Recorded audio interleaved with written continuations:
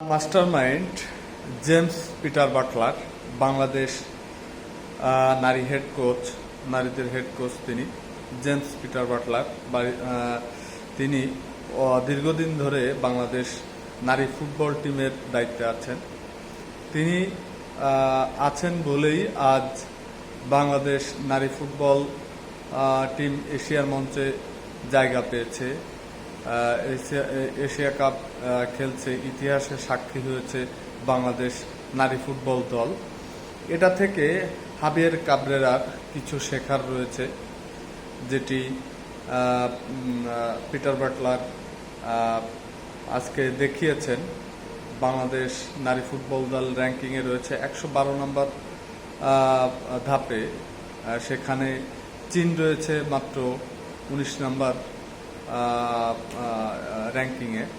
সেখানে বাংলাদেশের নারীরা চোখে চোখ রেখে কিভাবে বাংলাদেশ নারী ফুটবল দল চীনের সাথে খেললো, অসাধারণ, এটি বলতেই হবে।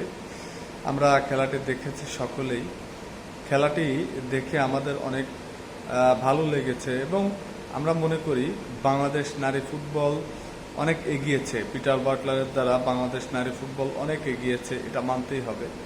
যারা যাই বলুক না কেন, বাংলাদেশ নারী ফুটবল অনেক এগিয়ে দিয়েছেন পিটার বাটলার, এটা বলতেই হবে। কারণ পিটার বাটলার তিনি মাস্টারমাইন্ড কোচ হাবিয়ার কাবরেরার থেকে Peter Butler James Peter Butler অনেক বুদ্ধিমান একজন কোচ, এটা স্বীকার করতে হবে। বাংলাদেশ জাতীয় দলের কোচ হাবিয়ার কাবরেরা, তিনি নামমাত্রই কোচ, শুধু তিনি আসলে কাজের কাজ কিছুই করতে পারেন না।